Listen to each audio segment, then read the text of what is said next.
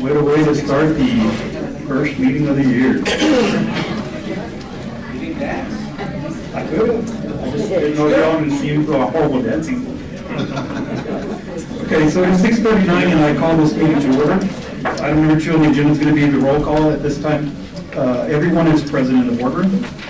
Item 2A, announcement of this meeting of the Allison Independent School District has been duly called and the notice of this meeting has been posted in accordance with the Texas Meeting Act, Section 551.043, the Texas Government Code.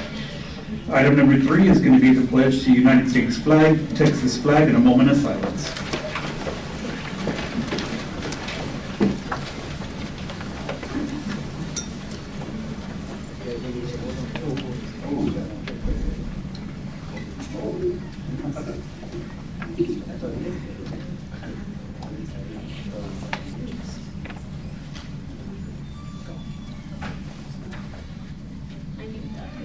Allegiance to the flag of the United States of America and to the republic for which it stands, one nation, under God, indivisible, with liberty and justice for all.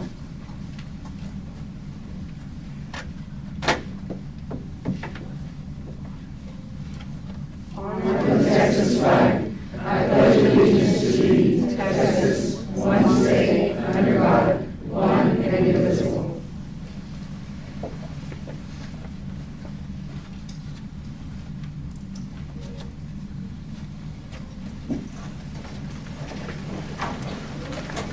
Thank you very much. We'd like to thank 2 fourth grade students from Dubose Elementary, Trevor Martinez, son of Gilbert and Penelope Martinez, and Melanie Gomez, daughter of Francisco and Melissa Gomez. Thank you both very much, and thank you, parents.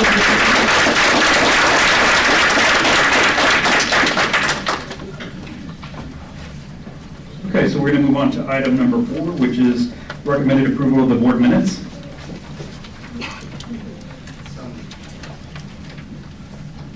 We have a motion to approve the board minutes as written. Is there a second? We have a second by Mr. Benny. Any discussion? All in favor? Aye. Any opposed? Motion carries. We're going to go on to public comment. Audience participation at the board meeting is limited to the portion of the meeting designated to receive public comment in accordance with board policy BED local. At all other times during the board meeting, the audience shall not enter into discussion or debate on matters being considered by the board, unless requested by the presiding officer. If the speaker is seeking board resolution of a specific complaint, that concern should be addressed through the district grievance policy. At regular board meetings, the board shall permit public comment regardless of whether the topic is on the item of the agenda posted with notice of the meeting. Public comment shall occur at the beginning of the meeting. Individuals who wish to participate during the portion of the meeting designated for the public comment shall sign up with the presiding officer or designee before the meeting begins as specified by the board's procedure on public comment and shall indicate the agenda and item topic on which they wish to address the board, except as permitted by board policy BD local and board's procedures on public comment, and individuals' comments to the board shall not exceed 5 minutes per meeting. When necessary for effective meeting management or to accommodate large numbers of individuals wishing to address the board, the presiding officer may adjust public comment procedures in accordance with BED local, including establishing an overall time limit for public comment and adjusting the time allotted to each speaker. However, no individual shall be given less than 1 minute to make comments.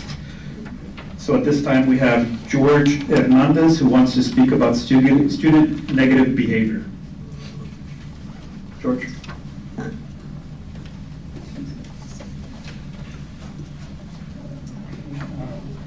If you could step to the podium, sir. And you're going to have 5 minutes, sir.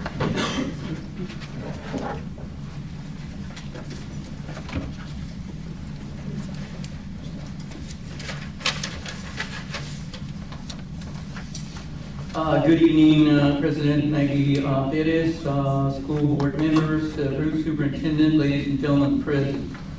I have taught grown men how to change their negative behaviors to positive behaviors and become adult men. I'm here to ask for a teaching contract.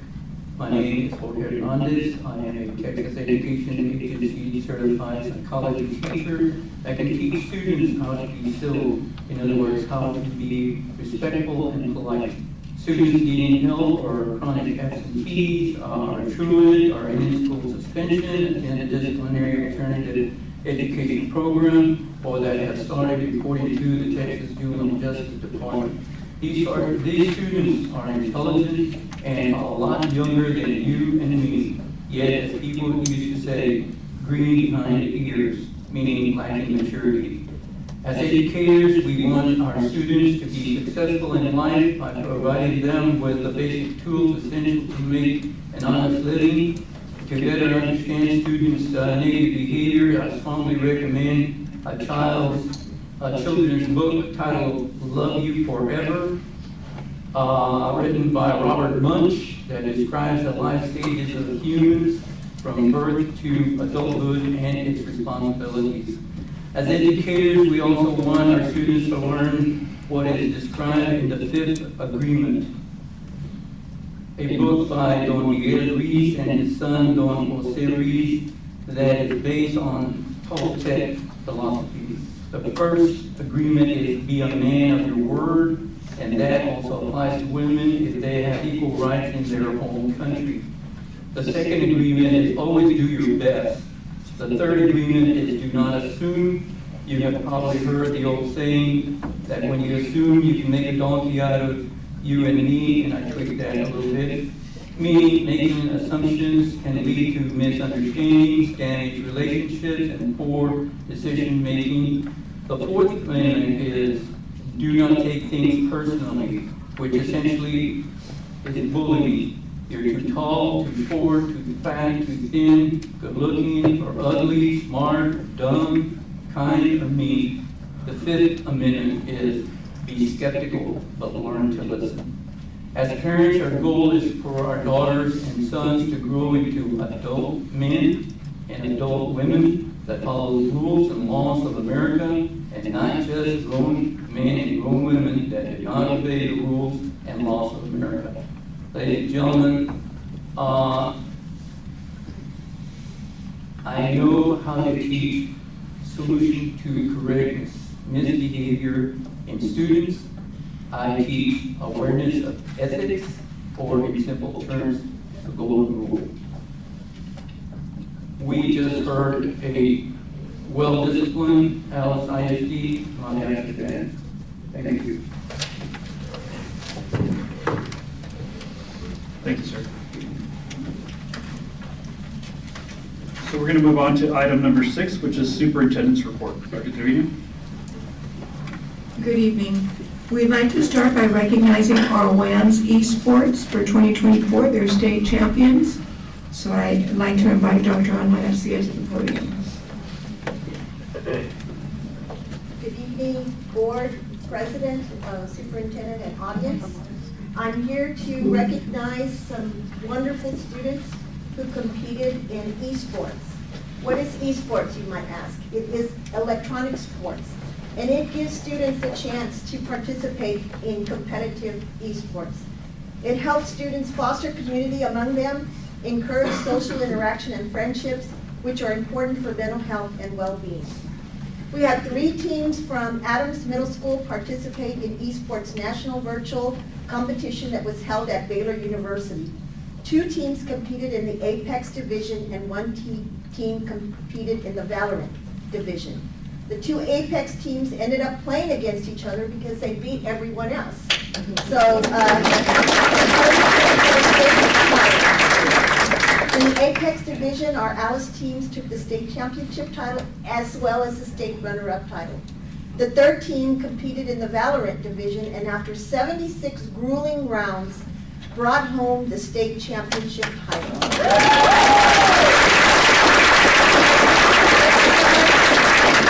For representing our district with great pride and sportsmanship. I'd like to call up our coaches, Tristan Trujillo, Josiah Moreno, and Abraham Arevalo.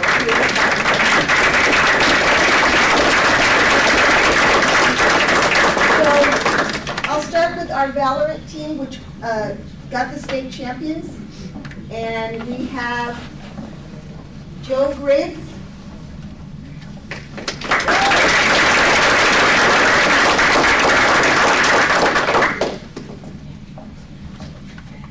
Dante Rosales, Christian De Leon, Ben Nguyen,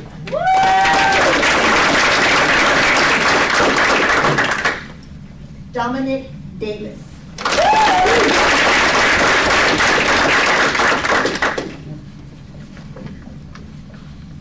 And for our Apex Team 2, the state champions, we had Joe Griggs once again, who was on the team. We had Jason Santos.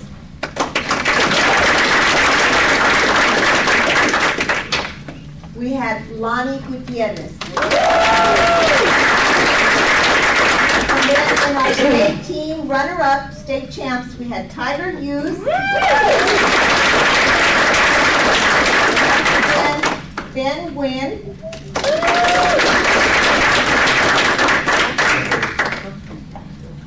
and Rudolfo Perez. So I don't think he's able to join us.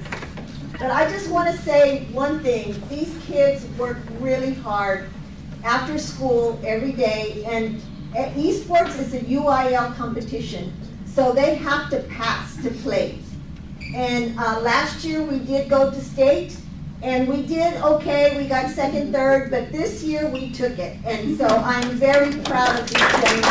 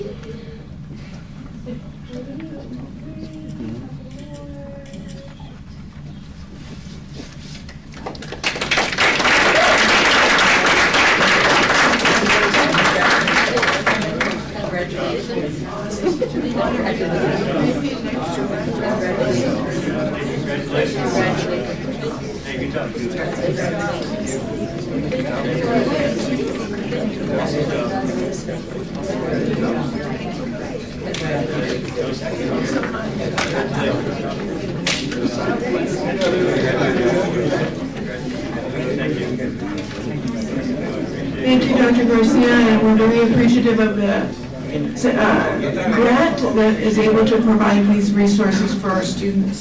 So thank you very much. So it is School Board Appreciation Month, and I for one, am very appreciative of the work that these individuals to my right are doing on a daily basis, and that's improving our programs, expanding opportunities for students, and they never say no. For example, tonight you witnessed it. We expanded our mariachi program this past year by adding another teacher.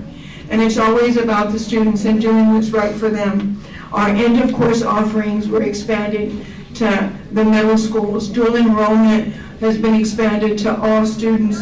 Unified sports and integrating our special ed students with our general ed students. And all that is because they always say yes when it comes to students.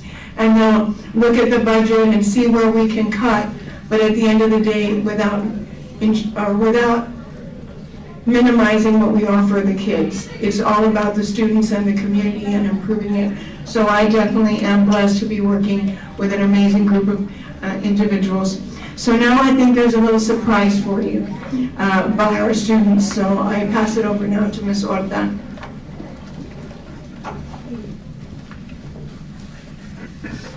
evening, Executive Union board members and community. January is School Board Appreciation Month, and this year's theme is Leadership for Tomorrow's Texas, which signifies how Texas school boards are critical to the success of students and the future of Texas. As a leadership team, our Alice ISD School Board demonstrates exceptional leadership and dedication, tirelessly working to create a vision for our district that aligns with the needs of our students and the values of our community. Today is an opportunity to express our sincere gratitude to you for your unwavering dedication and commitment to the success of our students. Your leadership, vision, and work behind the scenes help shape the future of our education system. Thank you for the countless hours you spend making thoughtful decisions that positively impact the lives of our students, teachers, and staff. We are grateful for all that you do to ensure our district continues to grow and succeed. And as Dr. Trevino said, in appreciation, we do have a small gift just to say thank you standing in front of you that we hope you will enjoy. And then our elementary students from DeVos, Newman, and Shallard have been working hard on a presentation for you.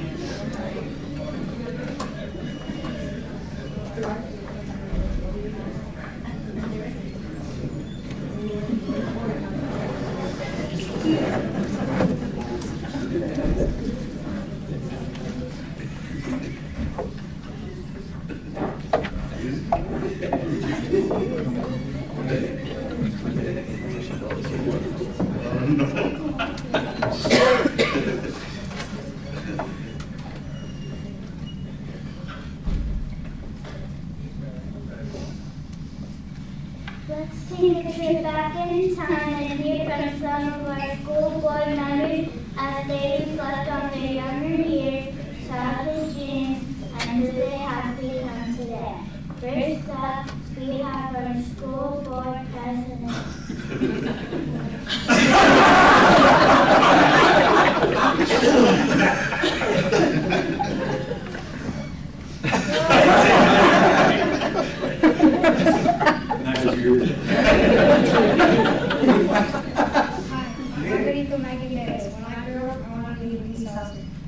Yeah, I know, not surprised, given how much I investigated every student in the neighborhood who's done my life, playing my last semester.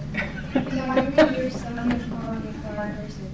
I always pay attention to class and I never want to be a year off. They're from working all the hours in the rules and drills. My favorite part was scaring kids with stories and guys. I'm pretty tough.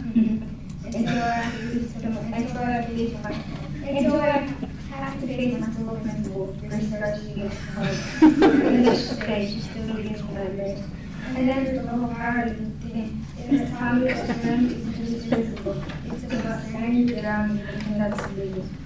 So maybe my career has going to be mixed up crime fighting and powerless.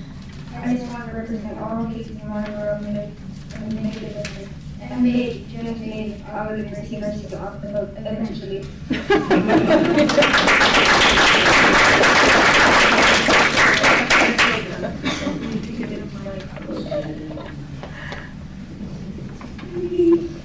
Thank you, Mr. Pettis, for your contribution over the year. Next, let's hear from one of our very own baseball.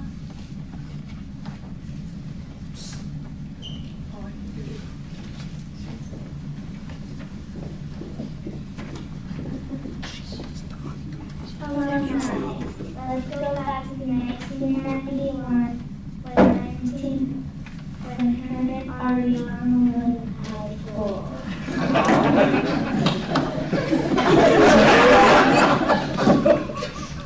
Hello everybody, I'm Herman. Growing up, I was in all that sports. Basketball, football, baseball. If there was a ball, I was playing it. I can't wait to become coaching Little League.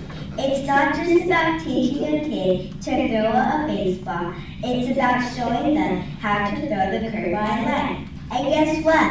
I want to become a future police officer and a Crime Stopper coordinator.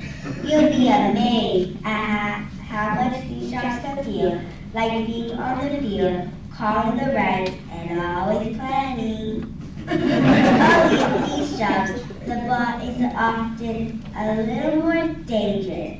I am dreaming of becoming a board member to be sure every kid gets a shot, whether they're on court or in the classroom. Right now, I only volunteer time with kids because I can teach your kid to make a free throw. I can definitely teach them how to make better decisions too. And hey, don't ask me what my fantasy football team. Just know I'm winning this year. That's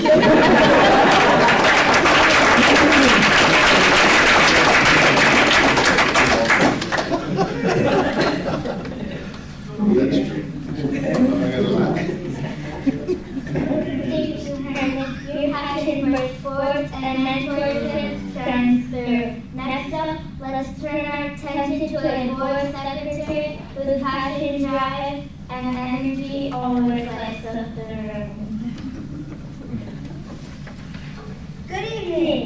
I am William. I can't wait till my 10. If you ever need a doctor's demonstration, I'm your guy. I'll spray you after that for now. Growing up, I never thought I'd be a board member. I thought about counseling. I mean, who doesn't love a good background, right? But then I got into healthcare and realized helping people, especially the elderly, was my true calling. Now I work in a home care agency, and I love it. Helping people, listening to their stories, and providing care is so rewarding. And yes, I still share on Slack. If you see me at a game, you probably can't be doing a good coach at how. I also work hard to bring donations to the district because, let's face it, it's all about making sure we can do more for our schools, our students, and our community. So yeah, I'm here to flip the script on education and help out however I can. And don't worry, I'll give you backups for the games.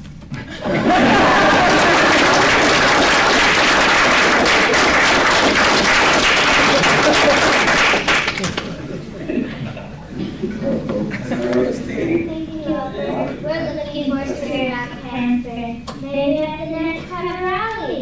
Now, let's shift our focus to someone whose leadership and dedication never goes unnoticed.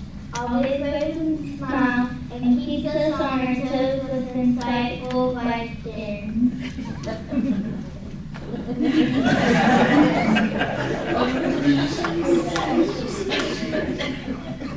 Ladies and gentlemen of the jury. Oops, sorry. Good evening, I'm Jennifer Farada, and if you've ever been in a meeting with me, you'll know that I always have a question. I'm the kid that always asks why. In fact, I still do. Ask a question and learn more, right? Don't you all agree? In the future, I want to be a lawyer because I love solving problems and finding answers. It isn't just about winning. I want to get to the bottom of things. I ask lots of questions because I believe we can never have enough information when it comes to making decisions. Trust me, I've got questions about school budget, policies, you name it. And I always smile. I know the answers are still out there. I rest my case.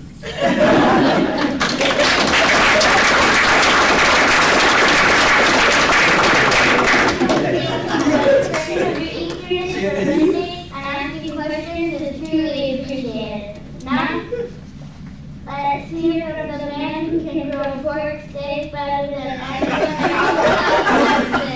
Our very young Adrian Pena. Adrian, take it away.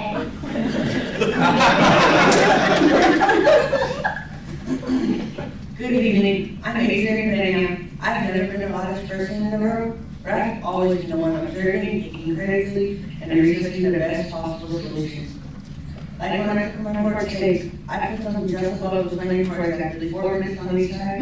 We got perfect, juicy taste. It took me 40 years to perfect my pork steaks. As a kid, I wanted to take this game of fortune. I simply wanted to make things better in a quiet, methodical way. I came from one day working for TASB, helping me find the best options for schools and districts.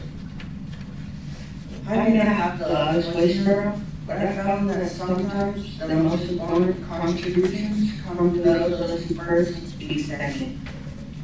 My approach is about being thorough, thoughtful, and making sure that the decisions we make have positive impact. And yes, I take my research seriously. Don't ever ask me to skip the details. I've been known to go deep into a subject. That's how you get the vegetables. The proof is in my case first stage. Mine are second to none.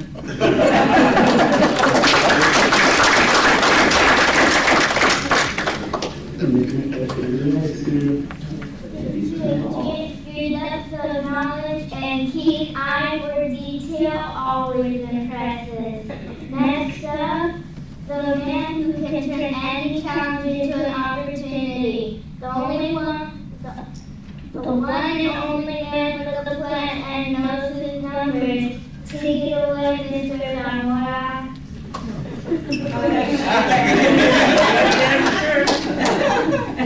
Hey there, I'm Stuart Moe. Growing up, I was all about numbers.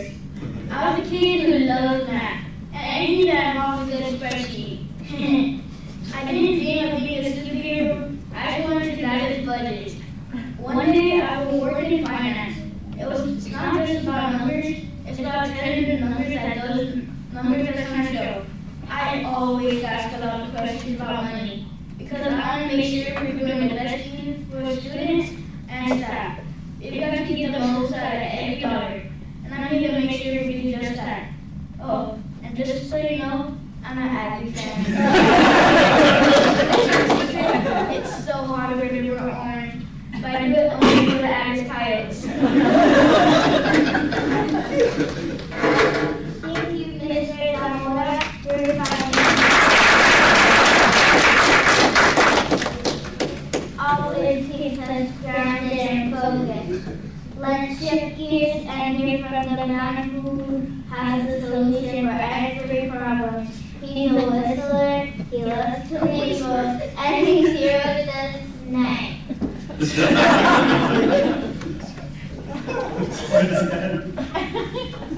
Hey, I'm being one more. And yes, I'm the guy who whistles when I'm happy, which I guys all the time. I always enjoy giggling, cracking jokes, and trying to make everyone laugh. Most of my friends know I like being around people. As a kid, I could have decided between a doctor or a teacher, but I just know I will end up being a police officer. Yes, I can spend my days keeping people safe, and I know that it's going to be rewarding. But I also love making people smile, and that is why I'm thinking of becoming a school board. I believe in making connections, building trust, and of course, helping students succeed. And hey, when I'm not making sure everyone is safe this time, we'll probably find me at a casino or a police table. Don't worry, I always know what to afford. Except when it comes to helping kids. That's a 10, I'm all in for it. I'm headed there this weekend. But don't tell my wife you're me. Can I have some of that coffee?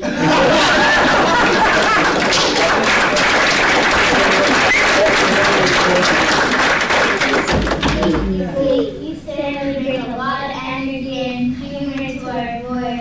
We appreciate the balance you bring.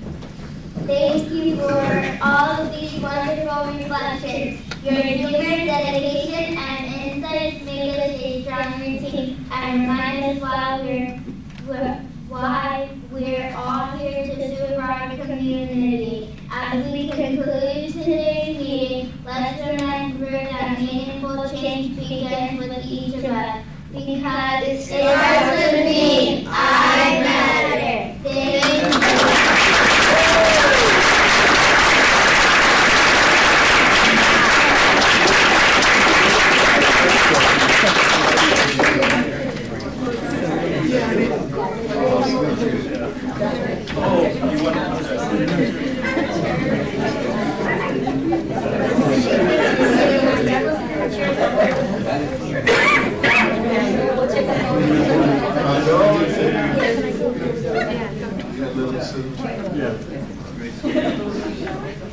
Good job.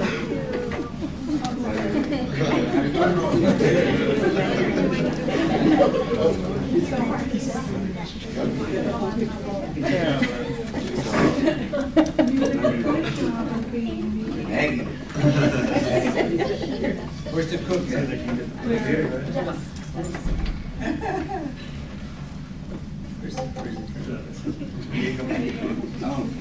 Take a quick photo. Take your seat. Yeah, stay in your seat.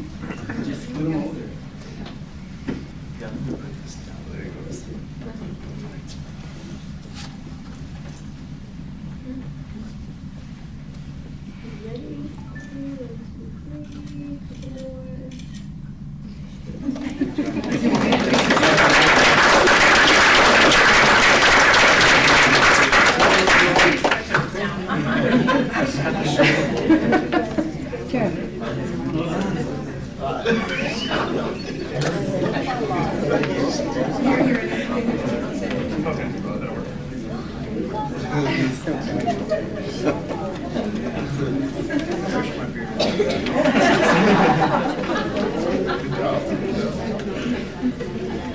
We have certificates for the students.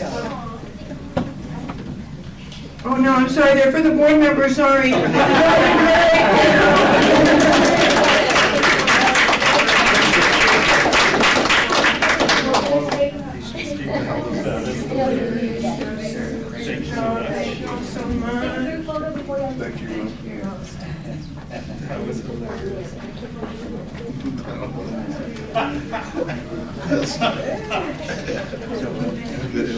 I know it's not her. You know what she wanted that hair and everything? She No way.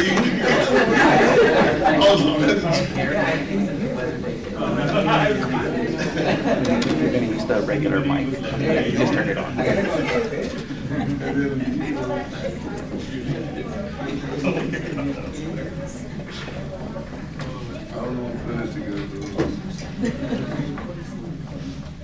Thank you all so much. Thank you, Ms. Orta and Ms. Hunter. If we can, well, also, I just wanted to mention under presentations and information that the kids enjoyed it very, very much and wanting to mimic you as much as possible, and really appreciative, because believe it or not, they're watching you all the time. So it was nice that, you know, they just nailed it, right? So thank you again. Thank you, parents. On presentation information, just an update. We are ahead of schedule on the stadium, about a week and a half to 2 weeks. So we're excited about that. I know Mr. Hinojosa will give an update on the baseball and softball lights. So we're excited to hear that briefly. Teacher attendance, compared last semester to the entire semester this year, we are 339.5 less absences first semester than last year first semester. So I know that the principals and staff are working hard to make sure that we have quality instruction in the classrooms. Professional development, I know we had it last Monday, and I know the teachers or the principals worked really hard in getting the teachers focused and with a lot of goal setting as we prepare the start of the second semester. Student attendance continues to be a priority. They are anticipating a lot of cold weather next week, so I will be meeting with a group on Friday morning to evaluate that and in order to make the best decision for our kids. December end of course results have come in, and at this point they're preliminary, and we will be sharing those with you in February. And so pretty much that's it for that section of it. But I do now want to invite Dr. Kubala up to give an update on the academics through the lens of our high schools. Because as goes a high school, goes the entire organization. So thank you, Dr. Kubala. Good evening, school board members. Good evening, school board members, and happy School Board Recognition Month. Thank you for all you do and for your support. We do appreciate it. And good evening, audience members. Thank you for being here, and I will begin the presentation on an academic update of Alice High School. We have 6 administrators on our staff. I lead the team with Dr. Cantu, our early college high school principal. We have our Dean of Instruction, Mario Gonzalez. We have 3 assistant principals, Cristina De La Rosa, Elizabeth Espinosa, and Cynthia Gonzalez. And our mantra, just like the district, it starts with me and I matter. Our mission at Alice High School is to prepare, empower, and produce lifelong learners. And our vision is to cultivate an academically and career-driven, self-sufficient student body, yielding successful members of society. And our team really, adheres to A.J. Cabril's statement, student outcomes don't change until adult behaviors change, which is where the catalyst, it starts with me, it starts with us. So that's what we take and hold dear. As far as the agenda that I'm going to present, we're going to take an overview of our cohort of 2025, our seniors, our graduates, where we are with CCMR, the number of associate's degrees, attendance, discipline, and then an academic focus. So beginning with our seniors, our class of 2025, currently we're projecting 301 seniors graduating. However, right now we do have 79 seniors that are at risk for graduation. So I broke down those 79. Now, if you look at the numbers, you're going to see 19 for STAR EOC, 64 for credits, and 9 for attendance. If you add those together, that's not going to be 79. What's happening is that we do have some seniors that are in multiple categories. They either owe a STAR EOC or they're on the list for attendance. But we are addressing those students. So with the STAR EOC, so everybody knows that you need to pass all 5 STAR to graduate from high school. So we do have some seniors, 19 of them, that need at least 1 or 2 STAR EOCs in order to pass that component for graduation. As far as credits, I'm going to break it down in the next slide. And we do have 9 seniors that we are working with them on attendance, and that would be through attendance credit through contracts. So this next slide shows you our seniors that are at risk for graduation as far as credits are concerned. We broke it down, the seniors that need 1 to 2 credits. They need either a class that they didn't pass in the past semester, or maybe when they were a sophomore and so forth. That's 31 seniors. We have 16 that need either 3 to 5 credits, and we have 17 that need 5 or more.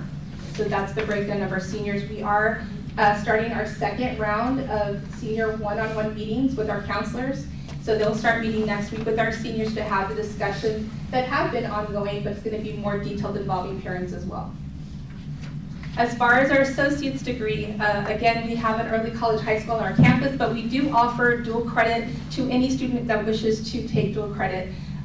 We do offer dual credit to any junior or senior. They can take 1 class per semester, and the district will pay for it. In our early college, it's, we pay for tuition for all of their courses. Out of our class of 2025, our seniors, we have a total of 21 seniors that will cross the stage in Beeville in May, and they will receive either an Associate of Science. There's 17 of them. We have 4 that are going to receive an Associate of Arts. We also do have 2 juniors that are now going to finish their 60 hours of college credit, and those 2 juniors will also be graduating with our seniors in May. College and career military readiness. This is a huge component for our accountability. At present, we have 242 seniors that are now CCMR ready. So they've achieved a status of either completing their TSI reading, writing, or math, passing all 3 assessments. They've either earned 9 college hours, or they've earned a college hour in either English 1301, Math 1332, or they've completed an IBC certification through our CTE programs. So we have a lot to celebrate, because out of our class, we're at 80% of our seniors that are now CCMR ready. Last year at this time, if y'all look at the screen, we were at 135, we're at 45%. So more than half of those jumps have been happening. And it's not just me at all, it is the team of us that are working with all of our seniors to make sure that this happens. Our goal happens to be 95%. So we're expecting 286 seniors to be CCMR ready by May. We did have a recognition for our seniors. So on this past slide, you saw the bracelets there. Coach Castellano went above and beyond, as he always does, and he's helped us with getting these bracelets for our kids. So one bracelet reads, "It starts with me." The other one has the college career military readiness. What we did is during lunch, and we did it, if you're familiar with the high school, it's where like the stages kind of overviewing the activity center where the students are eating lunch. And any senior that was already CCMR complete, they were called to come take their picture. They received their bracelets.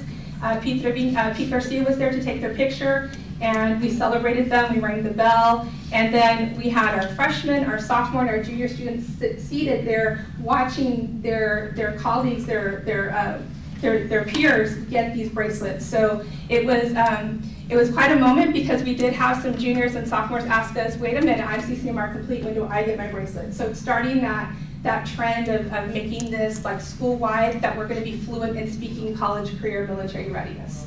So this happened in December 5th, and it happened the week after to make sure that we captured as many seniors as possible. Going to student attendance, if you look at the graphic, I'm comparing the 23-24 school year to the 24-25 school year by month, and if you notice, there's a positive gain in every single month. We are slipping a little bit. If you notice December, we dipped into the 89.72. Again, we still have a lot of ground to gain. Our goal is to be 93% or better, and we're going to have incentives coming up to promote attendance. But if you see across the board, we have made gains with that. These initiatives include, we have attendance contracts that our social workers and counselors work with our students of all grade levels to make sure that they recover attendance credit lost. We have parent-student meetings, either with our social workers, our APs, our counselors. We have attendance check-ins. We have offered free dress and DoorDash outside food, and you see some pictures there. What happens is that they meet a criteria of no tardies and perfect attendance for a certain timeline. Then they get a bracelet, and that bracelet entitles them to order DoorDash, or if not DoorDash, grandma can bring food, or mom can bring food to the campus, and then they get free dress, and they have to have the bracelet to show it. So there's some examples of students that participated in that. We also are planning a natatorium trip this spring. So the class that has the best attendance, the whole class will go. We did this last year. Our juniors won last year, which are now our seniors. And so they all had a good time last year. We want to continue that initiative as well. We are planning for our perfect attendance students, the students that have had perfect attendance from the start of the year to now. We're going to take them out to eat at a restaurant. It could be Chili's, or like last year we went to New York Joe's and treated them with that. We're going to leave it up to the kids to see what they vote for what restaurant they want to go to. We're going to offer an afternoon movie in the auditorium, popcorn, pickle, and a drink. And then we will offer, like in little segments, where we're going to offer DoorDash to our students, where it'll be on the school to pay for them to have a nice lunch from an outside source, and then of course free dress, which is always the popular choice. Now, going from student attendance to staff attendance, which is, if not equally, if more important, we're looking month by month. And if you notice also, I'm happy to say that there's gains in each month compared to last year. However, we still have a lot of room to go. So last year, I had 135 staff that I was monitoring with attendance. This year, we have 138 staff that we monitor. One of our incentives that we do have, if our teachers and staff, including our paras, librarian, everybody that's involved on our campus, if we reach 95% for a weekly average, then we get to wear jeans on Monday, and today we have to wear jeans. So it hasn't happened a lot, but it's happening more and more because they're getting the feel for it. So we do have a lot of promise there. Now we're going to go into discipline. So what I did is I picked our concerns with what type of discipline incidents that we're seeing at the high school. So if you notice, we have skipping, defiance, cell phone, AirPods, class disruptions, dress code, and fighting. You are looking at the totals from August through December of 23-24, comparing it to this school year, 24-25, and then the difference. You are going to see an increase in cell phone AirPods. We are having our teachers be more culpable and be more responsible in the classroom to making sure that students adhere to that. Class disruptions has increased by 5, and the dress code, you've seen that increase too. We're trying to make it as much as possible. It is hard because we're fluctuating. Sometimes we're offering, sweats when it's cold, and then trying to get back into the, the routine of things. But we do work with our children. But those are the differences that you'll see with the numbers. I did put vaping on its own. Vaping is a mandatory DAP placement offense. If you notice from last year, 23-24, by month to this year, you're going to see a decrease in the number of vaping incidents, except in December there was that +1 compared to last year. And then this is going to bring me to the next slide, because as you know, if you're caught with a vape on campus, it's a mandatory placement. So last year, our DAP placements from August through December 2023, we had 96 intakes in just the fall semester, compared to this year where we've gone down to 59, so that's a difference of 37. Now going to the academic focus, is what I did is I have our data from last year. So at the spring of 2024, This is where our school ended up, our campus, with our testers, including our first-timers and our retesters. What you're looking at in the third column, the 2024, is District Benchmark 1, and this is only including our first-time testers. But if you look and you compare, you're going to see some positive, there's some gains, but we're not satisfied at all. We know that our kids can do better, we know our teachers know that our kids can do better, and we're going to all work together to make sure that we hit our goal. So I'm going to give you like just a couple of seconds, keep on looking at that spring 2024 and where we ended up. With those numbers in conjunction with our CCMR, which was taken not last year but the year before, and other accountability factors, we ended up with a 67, a D rating for our campus. Okay, so if we look at our next slide, these are the goals that we hope to achieve. I've met with the dean and the rest of the admin team with our teacher leads in English, algebra, biology, and US history. And we look to see where the kids were at District Benchmark 1. How many kids do we actually know we can move from did not meets to approaches, from approaches to meets, and from meets to masters? We looked at that and we looked at how the retesters would impact us. So our goals are there. Okay, I'm going to go back to this slide. So if you look at that middle column, which I gave you a couple of seconds to kind of look at, those are last year's scores. Had we put in a 90% CCMR to these scores last year, we would not have ended up with a 67 D rating. We would have been in a 77, almost a B rating last year. So if our scores don't even improve, if they stay the same with our 90% that we got last year, we're looking at a B if not higher. So it is our goal to strive to make sure that Alice High School improves from a D and a B or hopefully an A. So that's where we are right now. And our academic focus continues to include the cooperation and the work with all of our admin team, with our teachers and our teacher leads. Every time we have PLCs on our campus, we dive into data. We're looking at that, as well as our students that are impacting our data and where they stand. And again, just because a kid or a student passes, we're not satisfied with that. We want to make sure that we get them as high as we can to meet that ultimate goal of getting masters. We do a lot of targeted TEAC-based tutoring. Our students and our teachers meet together in the classroom, and it's whether or not they're first-time tester or retester, but they're having their goal-setting conferences where they're looking at their trackers, and the students are marking where they've gone from the beginning of the year to now and what their goals are. Our teachers have created spreadsheets where they have projected where their students should end at the end of the year and how we're going to get them there. So we know our students that we're focusing on, that we know we can get from not passing to approaches, and from approaches to meets and meets to masters. Our admin team, there's about 5 of us that have an English background. We're going to go into the classrooms and do small group work with our students. We're also going to do pullouts as well. And so we're anxious to start that, and the plans are already in place where we're going to meet with our English team to make sure that when we do go in and help, you know, we all have that English background, English is English, but we need to make sure that we're all speaking the same language and we're not introducing anything new, but just keeping the same type of parameters that have been used in the classroom. We are now in the process of consolidating some of our classes, so there have been a couple of schedule changes just to help out our retesters. We are scheduled for a Saturday Academy, which is going to be the Saturday the 18th of January. And we have some of our admin that are going to go in, including Coach Castellano, who has come forward to help us with math.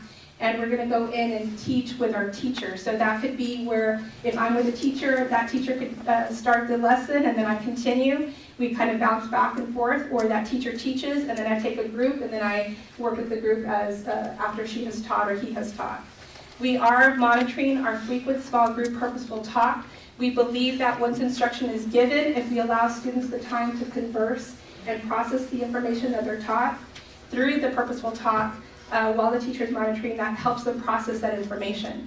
And then after they talk about it, then they're going to be writing about it. So we're always looking at how are we reading, thinking, listening, speaking with all of our students. Are there any questions? Okay, thank you. Thank you, Dr. Cabral. Next, we have Student Services. I invite Ms. Vasquez to the podium. Good evening, board members, Dr. Carrillo, members of the audience. For those of you that are new in the audience, I'm Liana Vasquez. I'm the Director of Student Services. Oh, did It's in there. Sorry. So tonight I'm bringing you the January updates. We're going to start off with the December campus attendance. If you look at it, last time that I did bring this to the board, we looked at November, how the increases were. As you look at December, we're still continuing to increase in our attendance. As you look at high school from last year, we're up to, we increased by 1.42%. William Adams Middle School is 1.58%. Noonan Elementary, 2.49%. Science at 3.68%. Excuse me, and Shallard, 0.24%, and DeVos Elementary, 3.50%. So as you look at that, like I said, compared to last year, they are continuing to increase. We are still doing those home visits and making sure these kids are coming to school daily. For the district attendance, I wanted you to see the comparison from last year to this year. We did increase by 1.91%, and we'll see that again, we are continuing to improve in that attendance. For the monthly attendance revenue loss analysis, last board meeting I did bring to you August through November, so I have included December. I'm going to give you a few minutes to kind of look at the increases that we've had as far as our savings for this school year. For December, we are at $350,931.79 that we have saved compared to last school year, where we were at a loss at $1,086,538.45. So we are doing very well in that attendance. Vaping incidents, I know Dr. Kabala brought this up, but I did want y'all to see it at a district point of view. So this is going to include your high school and your William Adams. At first, I kind of looked at this year's, and I noticed that, to me, it was kind of like, oh, we're going from 8 in October to 6, we're continuing to increase. But as I compared it to last year, we're actually doing so much better this year. High school, Dr. Kabala presented at WAMS. Last year, they were at 0, of course, this year we're at 1. As we look at the district, for last year we were ended at 52, this year we're at 35, so we've had 17 less vaping incidents this school year. So they've continued to progress on that as well. For the civil rights data collection, let me go back real quick to the vaping incidents, because I want to let you know that a lot of this times we are using Skyward to track the discipline incidents to see where our trends are at. And we did notice that a lot of it is happening in the restrooms, and because of those detection devices, we have cut down a lot. So we've had a lot of supervision in those areas, which has brought up or decreased our vaping incidents. So just to let you know, we are looking at this on a monthly, 6-week basis. Moving on to the civil rights data collection. So this is a federal collection that is mandatory for all school districts to submit, and this is because we receive federal monies. We are currently, it did open on December 9th and it closes on March the 7th. This kind of uses the data to kind of collect in different areas to make sure that we are following that civil rights in public schools. They're looking at our enrollment demographics, race, gender, disability, etc. Our educational resources, our advanced coursework, GT, special ed services. They are looking at our discipline, how we're doing our suspensions, expulsions, and referrals, and then our school safety and climate. And again, this mandatory survey just opened December 9th, and it does close on March the 7th. And this is data from last year. It's always a year behind. And that is all I have for tonight. Do you all have any questions? Thank you, Ms. Vasquez. We need to continue to have increases in attendance and decreases in discipline. Yes, Thank you. yes.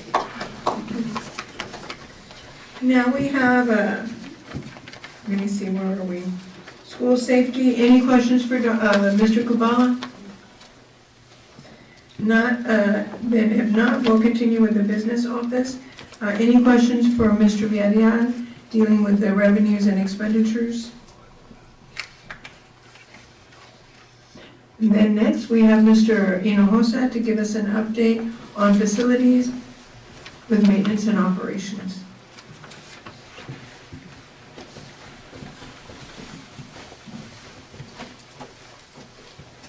President, Dr. Vino, Board Trustees, audience, Happy New Year to you, and thank you, Board, for all you do. Here's my maintenance and operation progress report. Happy to say that the renovations for the Alice High School restrooms have been completed. Were completed on January the 2nd, and they turned out really very nice. baseball and softball lighting. So contractors work during the holidays in order to get those lights out. So they're pretty much at the end, there's light at the end of the tunnel, so there's a couple of hiccups in the lighting just because on the control part, because coaches are gonna be able to access and control those lighting through phones. So there's some issues there, so baseball hopefully Thursday or Friday, and at the beginning of next week for softball, which will not interrupt. Baseball starts official practice on Friday, and first home game, I believe not till, January the 25th for the girls, so they'll be able to, that's not gonna be a problem. Auctioneers are in the process of cataloging for the auction. I was informed today that, or during this process, there were some vehicles that were stored probably for parking or transportation, employee parking. So because of the construction, 5 of the white fleet vehicles and a couple of buses, I believe 3 buses are being stored there at Fulmer Park until the auction starts. Again, I was informed today that the auction is already cataloged and online, but will not officially going for the auction, won't start until January the 26th. So a couple of months ago, I spoke to y'all. Dr. Reno came up with a strategic plan for the AC issues throughout the district. So with that being said, I know a lot of the principals have addressed toward the end of the school year, Mr. Hustle, what are we gonna do, or what can we do about painting our schools? Again, with that being said, Dr. Trevino called me into the office and she said, just let's come up with a strategic plan in order to prioritize our schools and to see, and moving forward to budget for painting those, our school interiors and exterior trims, at least 1 or twice a year, depending on the budget and how we can move as far as budgeting for that. That's one school a year. Demolition that Dr. Luna spoke of earlier, they're a couple of weeks ahead of schedule, so they were looking at probably mid-February for completion 100%, and that looks like it's going to be completed here at the end of the month. So that's my report. Any questions for you?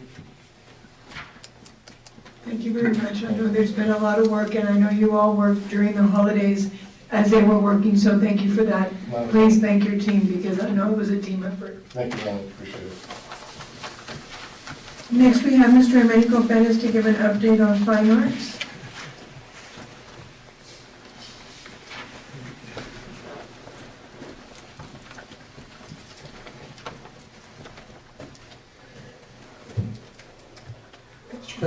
Mr. Perez, Board President, Dr. Revere, Superintendent, Board of Trustees, distinguished guests, thank you for allowing me some time to talk with you. First off, I want to open up on behalf of the Fine Arts Department and all of our ISD students and staff. We want to say thank you very much for everything you do for all our students and staff throughout the entire year, all the support you give. Thank you so much for everything you do. I have some fine arts updates on some events that have happened these last couple of days. We had 4 students, 2 on the band side, 2 on the choir side, advanced to the TMA Area G area auditions. 1 went to Corpus, 2 went to Corpus, 2 went to the Valley, and they competed for area trying to obtain a chair. We had Noah Rosenbaum and Matthew Gonzalez in band, Matthew Cannon and Christian Martinez Cardola in choir. None of them advanced, but it was a great experience for all 4 students. We are looking at increasing our numbers for the area round 1 year from now. It is a very tough contest, so we are very proud of all 4 of those students. And I do want to recognize our WAMS band. They took 59 students this past weekend to Corpus Christi to compete for their region band auditions, and 24 students qualified for the all-region band, which will have a concert this coming Saturday in Corpus at Vets Memorial. So we're very proud of our WAMS band students. I do have an update for our handbooks. You will find 7 handbooks in your board packet. There are 3 handbooks that do have some changes to them. They will be the Alice High School Cheer, our WAMS Cheer, and our Alice High School Strutters handbook. And the cheer handbooks is page 8, and Strutters is page 10. But the change is going to be is in the financial commitment area. This past year and previous 2 years, I believe, These students were responsible for X amount of dollars, which was $1,250 for purchasing all of their supplies needed for their organization. That was high school cheer instructors. WAMS was a little bit less, more like $700. And then after that, the school district picked up the tab.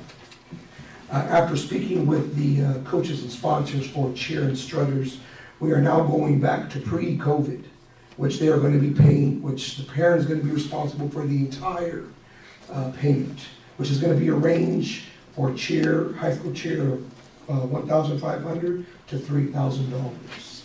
And the school district will have no responsibility towards that. So they'll be responsible for everything.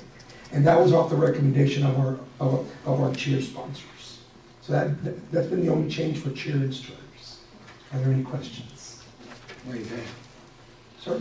Why is that? Just because when this change happened, the funds that were being used were from ESSER funds, and those funds are gone. So there's no more funds. So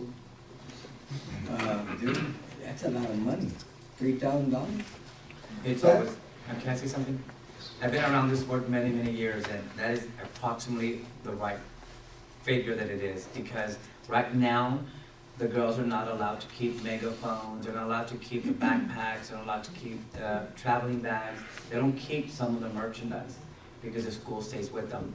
And I know this, like, I have nieces and now my granddaughters, and when she was at WAMS, we paid approximately that amount. It doesn't all go towards the uniforms and that. We're also estimating because they do locker decorations and posters and all that good stuff. So that's why it comes down. It doesn't come up to 3,000. It's giving you more or less of an estimate what it's going to be like. And in addition to that, I think because there's so much to remember, part of the fundraisers will be able to offset the cost. Yes. So if the student is able to fundraise a certain amount, that could be, or could generate lowering the parents' input, yeah. So there's, how many fundraisers a year? 2? currently 2. Huh? Currently 2. Per organization. That's still a lot of money. And I was going to say that any fundraisers they do have will go towards their cost for this purchase, for those students. We talked this morning also about the posters, going back to the posters, and where people could then donate and have their little advertisement and all that. So we're looking at things to help them offset the cost, but yes. Thank you. Thank you. And any questions for Coach Castellano? Thank you very much, Mr. Perez, for an athletic update. If not, before we continue, if I may, we have some cake and some punch that I think that, oh, okay, there's a question, sorry. Of course I have a question. I'm going to save it for you, Coach. All right. Okay. I don't know if you're the proper person to ask the question or what would be Mr. Hinojosa, but as far as the improvements that have been made to the practice field for the JV and the varsity soccer games, since that's going to be our home, could you just share some information with us about that?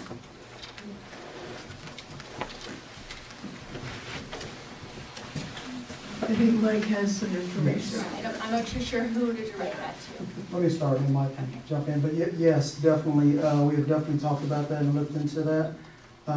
Because not having the Memorial Stadium, all of our games are now focused there at the auxiliary field. So just trying to bring some pride into that, to the little auxiliary field. One thing that we've got our booster club to commit to running a concession stand there, and they sold hot chocolate the other night, sold out. So just having that there is a big bonus. We've committed to putting up some signage on the fence line of our kids, posters that we would normally see out on the football field. You're going to see out there as well. Flags in the stands, just again bringing some pride to that stadium since that's what's going to be, the soccer team is going to be playing that from now on. So, and I know there's some things that are going on with the field itself as well. Thank you. Pretty much the same. As far as the field itself, we're going to be painting some logos on there, some kayaks. We do have some stencils that we're going to be able to. Unfortunately, the grass is not it's on auxiliary field, and it's not that we don't neglect it, it's just that there were some activities going on during the time that we applied the winter ride, so it was able to cure the way it was and basically take on down to the foliage. So we're doing the best that we can in order to get that back to where it needs to be, at least for the field. We're also looking at restrooms. I never realized, I guess back in the days with the slumber days, you know, we were just so heated, the trailer porta potties, heated, AC, water, so we priced on some of those, and I mean, for the season, some of them, I got a price on one was $51,000 for that, so, I know that we're looking at sourcing out to a couple of other vendors in order to see if we can maybe minimize the size of it in order to accommodate those have those accommodations there. But that's something that we're still looking at. And I know that the seasons, as we speak right now, the season's in session, it's going on, and we're just, every day is a new day, but we're getting what we need to do to, we're getting down to the bottom, and we're gonna try to accommodate as best as we can. Is there anything that we would need to maybe move some things in our budget to figure out how we're going to fix pretty much the porta potty problem that we have? I mean. Yes, so that's something that we can definitely look at. I'm looking at our maintenance budget and see where we're at. Knock on wood, actually we're doing okay with it, considering we did have some heater problems with the boiler system there at the high school here these last couple of days, which put a hiccup in that budget, right? Which I'll discuss with Mr. Troy and Dr. Dorino, because some added expenses came up regarding that today. So, but we are definitely looking at it, and hopefully by next week we can come down to something and figure out something in order to get those better facilities there, restroom facilities there. Okay.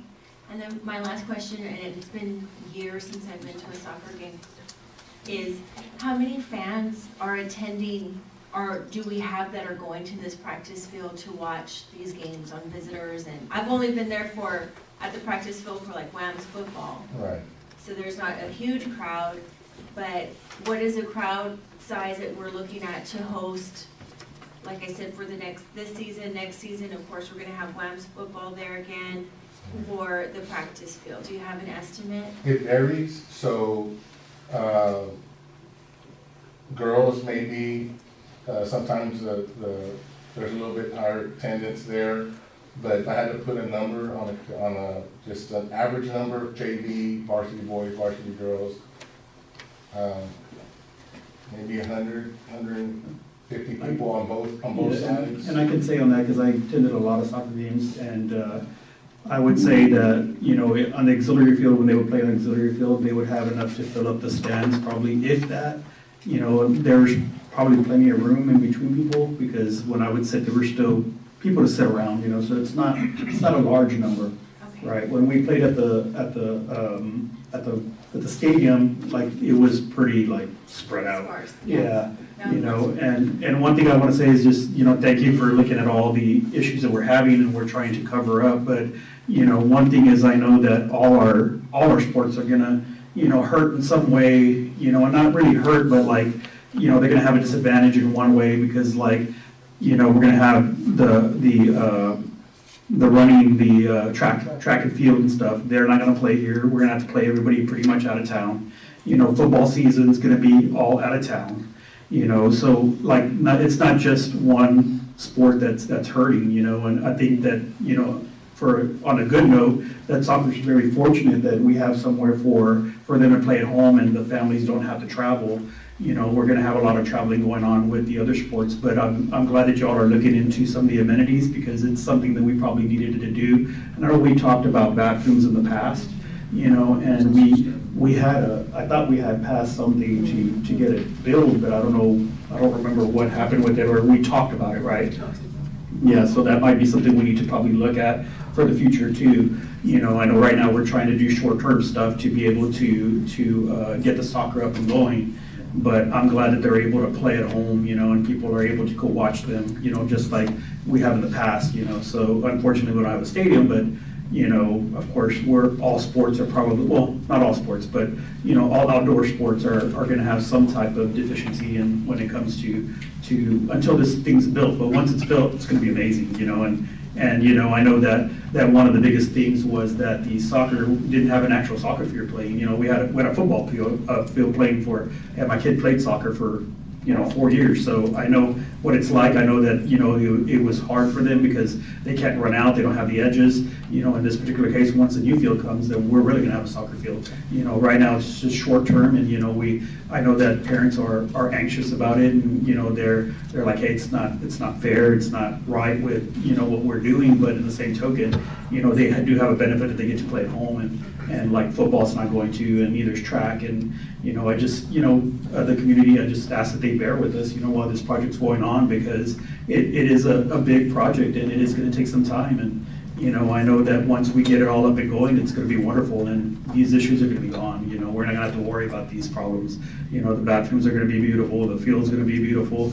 I know there's been a lot of compliments about the new field coming out, and when they saw the video, they were like, oh my God, I didn't know it was gonna be like that. I said, yeah, it's gonna be nice, it's gonna be real nice, so, I just wanted to just make that comment, and thank you guys for taking the time to be sure that we get what they need, to paint the fields and the lines and everything that soccer needs, because they are our team, and we do want to take care of them.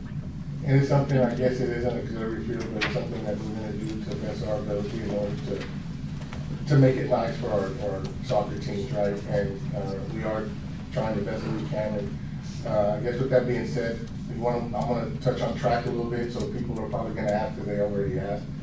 As a matter of fact, going back to the soccer, I went last Thursday and Friday, and it was freezing out there, but the fans are out there supporting their kids, and I knew there was gonna probably be some Q&A on there, and sure enough, I got approached by a couple of people asking, hey, Mike, you're the one that's in charge. So we're doing what we can in order to make it better for them, for our kids. At the end of the day, that's all that matters. And I want to touch on track. I know it's a long day for everybody, but Coach Scott with me today. So in case that question is being asked, we're going to basically kind of till around that practice field, just right next to the multiplex, just as a practice area, and then kind of just back it down a little bit in order to kind of. Would they be able to use the Lambs field? Yeah, we're still gonna be able to go to Lambs and utilize that. It's just, we're gonna coordinate that with the junior high kids and. Basically, this is more just a conveniency, just to have somewhere to run. There, And we did add bleachers to the visitor side. Thank you. Yeah, it's unfortunate soccer gets kind of rowdy. Well, I just want the field to have some TLC, like Coach Castellanos said, some pride in it, and, a little bit of planning. We could pull our resources, make it happen, and just know that if we need to invest something, maybe we should really consider investing, because it's gonna be our home for 2 seasons. I know what I'd like to have was a heater out there, but, I appreciate all I've been out there when it was like 36 degrees watching an alumni game, so it's cold. It's cold out there. Is there lights in this area, outdoor coach? On the, Just on practice field? Just on the auxiliary, that's it. There's some security lights coming off at the end door. Saying about lights, have they turned on their baseball lights or not? No, they started, like I said, there was a hiccup on the control part just because of that new app, everything with technology. Now coaches are going to be able to, so they came across them. And then that weather kind of put a delay in there a little bit, because it was supposed to, by this last Friday was kind of, they're hoping to light up the field. And so they're looking at hopefully tomorrow for that, cross fingers, and then move over to softball, and hopefully by the beginning of the week get that taken care of. I don't know if we have money in the budget or not, but as you go in, the cement, it's cracky, people can fall. So I know that came into play, and that's a major concern, right? And that we're gonna have to address on a daily basis. Well, I guess during the season, but I know that was probably came into play when it was figuring out what we were gonna do, what was, as far as prioritizing the restrooms and/or do we fix that, the cement. I think that's a topic we're gonna cover later also. That's a topic we're gonna cover also later, so just FYI. Those lights in the flicker when they don't run? I'm sorry? Yeah. You got out of control. So it's okay with you, sir, before you all approve consent? I think they have some cake and punch so the individuals in the audience can thank you for So it is 7:53 and we're gonna be in a break.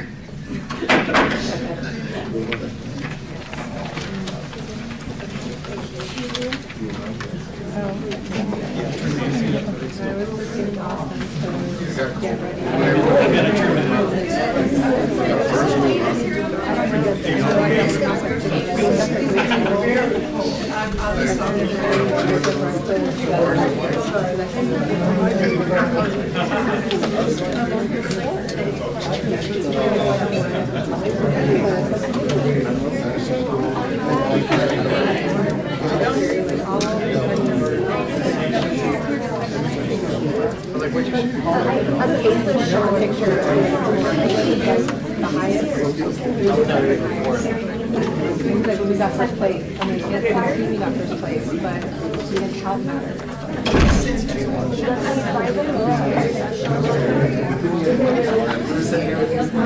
Okay, by that, thank you for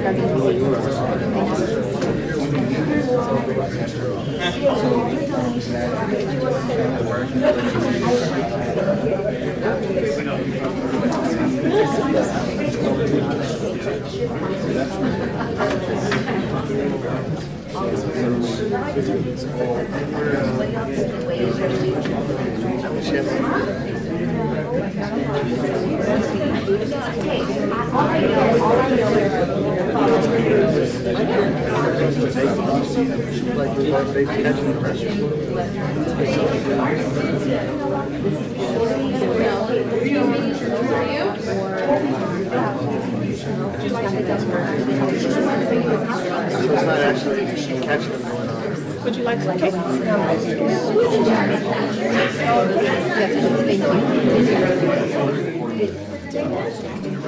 I'm gonna drive up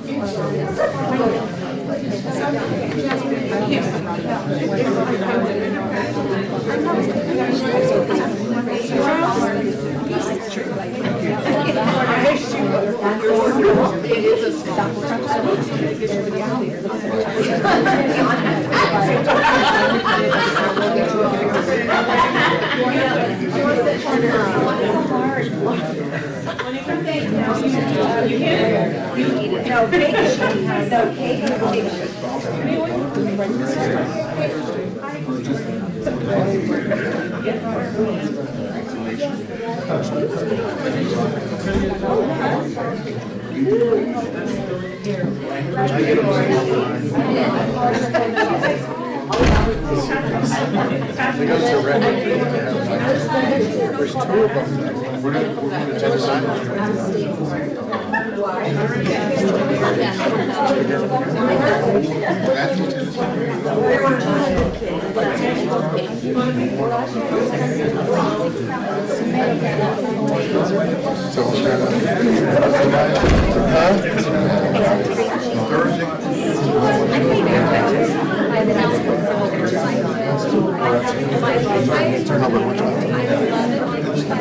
We've been looking at it every day. How old is it like that?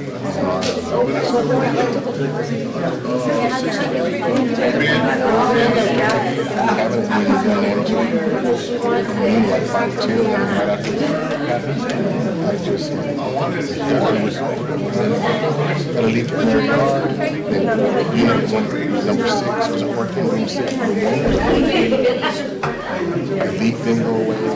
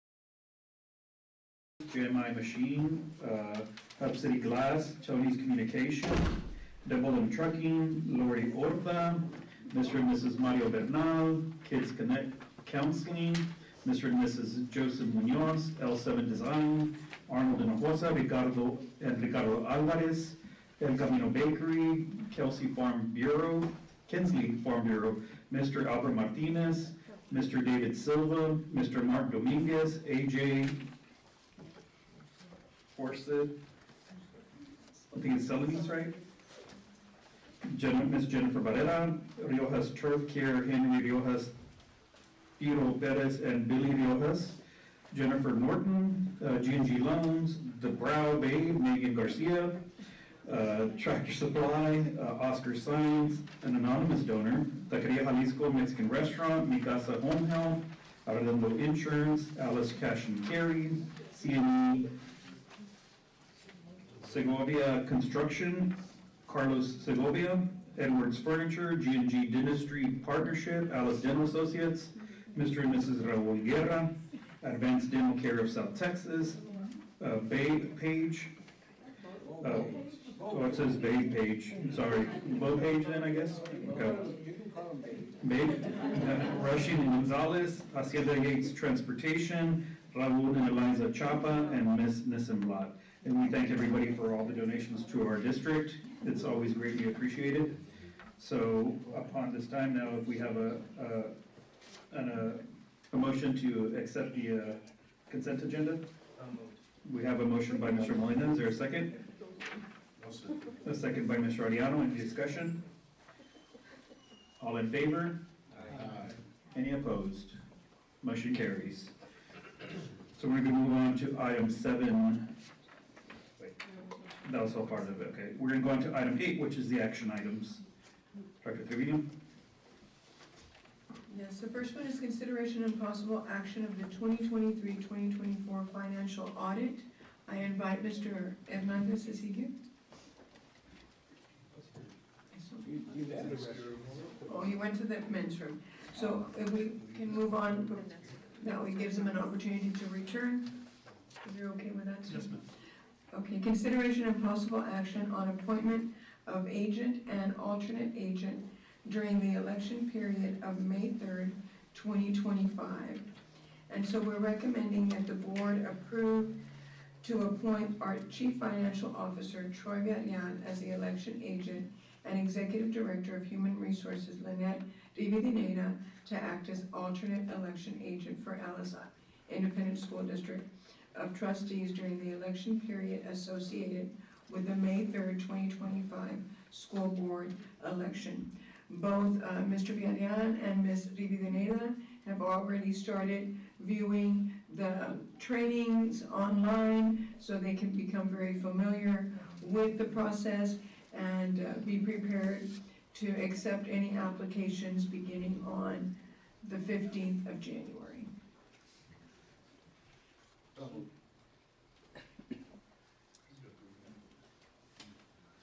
So you're making a motion to approve Troy Villan and Lynette Rivadeneira to be appointed as the alternative agent during the election period of May 3rd, 2025. Mr. Molina made the motion. Is there a second? We have a second by Mr. Ramon. Any discussion? All in favor? Aye. Any opposed? Motion carries. So I believe Mr. Hernandez is back in the room, so we're going to go back to 8A. Dr. Trevino? Yes, we're asking for consideration and possible action of the 2023-2024 financial audit, and Mr. Hernandez has completed that, and we'll give a report on that. Thank you. Good evening. Everyone should have a copy of the audit report. I'd like to begin on page 17.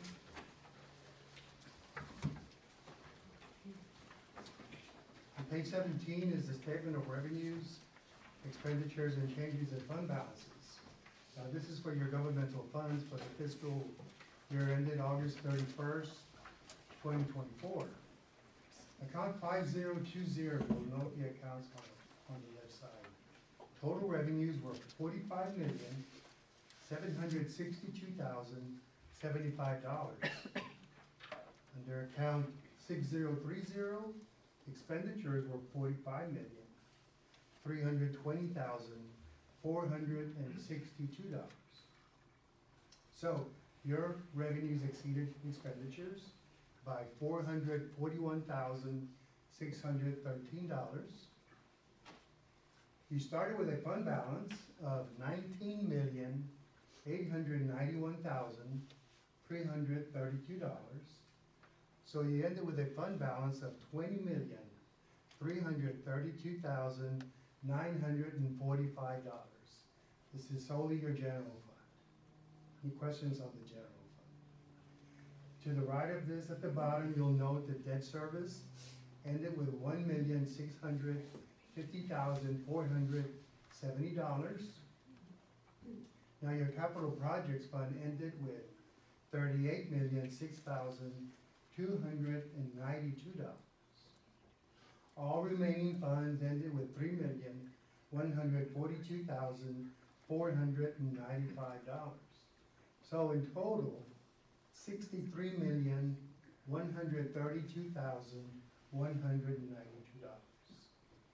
This is what you're solely responsible year after year. You have a real positive report this year where your general fund had an increase. We've been reporting throughout. We audit 18 schools, and the majority of them are really dipping into your fund balance. You turned it around. Attendance, I think was one of the main things. It was you. It was all of us. Any questions? It was Good answer, good answer. Yeah. Any questions? If not, go quickly, page 57. I think this is where all departments put their hand in this and did, make their effort to assist with keeping the budget, the way it resulted. The column to the far right-hand side, you'll note the variances are all positive. In particular, account 6030. Your expenditures became under by $1,784,257. I'd like to note, however, under your second column for your final budget, account 1200. Note that you anticipated losing $2.8 million, but the district turned this around and you ended with a positive $441,000. And this was a group effort in talking to management. We always do what we call analyticals, and we make the inquiry, why did you do so well? The response was, of course, team effort, the board, but specifically the departments. Everybody chimed in here, so. We also closed a lot of positions and we saved a lot on that. Yeah, a lot of reclassifications. So overall, this is a real, good report. Job well done. Any questions? The auditor's opinion is unmodified, and that translates into a clean opinion. Good work. Thank you. Thank you, Mr. Gomez. Any questions? Good. Thank you. Okay, so we need a motion to approve the 2023-2024 financial audit. Make a motion to approve as presented. The 23-24 financial audit. Second. Okay, so we had a motion by Mr. Piana and a second by Mr. Zamora. Any discussion? All in favor? Aye. Any opposed? Motion carries. Next, we have consideration and possible action of order calling of Board of Trustees election to be conducted on May 3rd, 2025. So based on our board policy, we have elections scheduled for May 2025. The first day to apply for a placement on the ballot is Wednesday, January the 15th, 2025. The deadline to file an application to be placed on the ballot is Friday, February 14th, 2025 at 5 p.m. Trustees whose terms expire this year are Place 2, Adrian Pena, Place 3, Albert Molina, Place 6, Herman Ariano III, and place 7, Margarito Maggie Perez. All 4 placements are for 4-year terms. Elections will be ordered as a joint election in conjunction with an election to be held on the same date by the City of Alice. Pursuant of Chapter 271, the Texas Election Code, the district shall enter into a joint election agreement with the City of Alice and/or Jim Wells County. Such agreement referred as herein as a joint election agreement, and to hold the election jointly in the election precincts that will be served by common polling places. An election shall be held between the hours of 7 a.m. and 7 p.m. on Saturday, May the 3rd, 2025. Early voting is scheduled to begin on Tuesday, April 22nd through Tuesday, April the 29th from 8 a.m. to 5 p.m. The city has designated 2 weekdays to have polling places available or open from 7 a.m. to 7 p.m. and that's April 22nd and April 29th.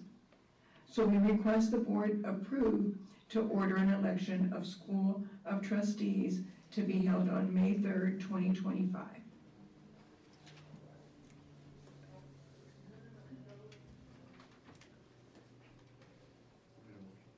I make a motion to order the calling for the Board of Trustee election to be conducted on May 3rd, 2025.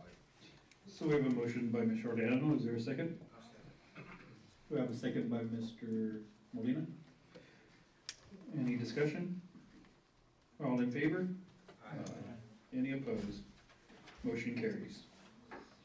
The next item is consideration and possible action to provide a stipend for plumbing services. Right now, we don't have a plumber position. We do have it posted nonetheless, but we do have 2 groundskeepers that have been keeping up with the work orders, and their pay grade is much lower of that of the plumber. So we're recommending a stipend of $2,500 for this semester. It will be prorated if we're able to hire somebody for that position. But we are recommending to give them a little something because they are doing the work and keeping up with it, even though their pay grade is much lower. I'll make a motion. So I move that we provide a plumbing stipend to the existing staff who is completing that work. So we have a motion by Ms. Barran and a second by Mr. Zamora. Any discussion? All in favor? Aye. Any opposed? Motion carries. So we're going to move on to item number 9, which is close an executive meeting or session called in accordance with the following provisions set forth in Texas Government Code 9A, Texas Government Code Section 551.074, Personnel Matters.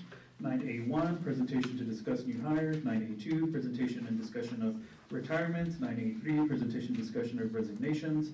9A4, personnel update regarding investigations. 9B, Texas Government Code Section 551.071, legal matters and board attorney advice, and 551.074, personnel.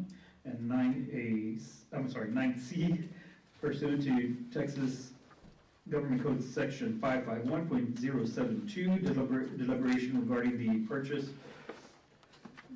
the purchase, exchange, lease, or value of real property of interest to the district. So it is 8:15 p.m. and we will be in executive session.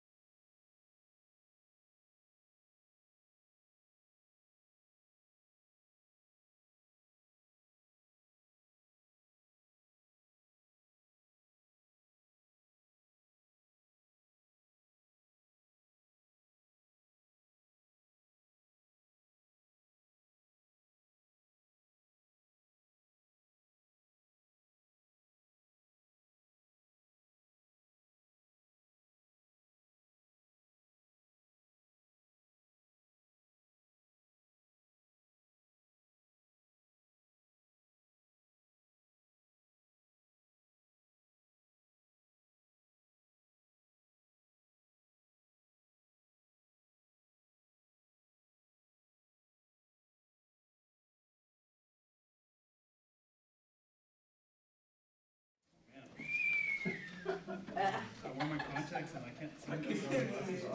That whistle, that whistle.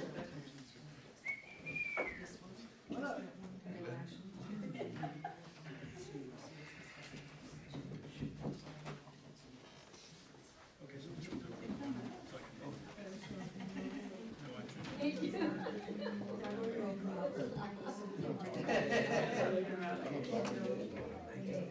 Almost there, Cyril.